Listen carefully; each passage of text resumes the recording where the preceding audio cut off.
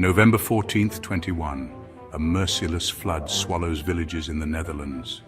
Thousands perish. But in the chaos, a miracle drifts upon the raging waters. A crib rocking gently on the waves. Inside, a baby sleeps, unaware of the destruction around it. A cat, not running, not escaping, instead it moves frantically, balancing the crib, keeping it afloat. The storm rages on, but the cat never stops. It jumps, it balances, it protects. As the floodwaters recede, villagers witness the impossible, a crib floating toward them, dry and untouched.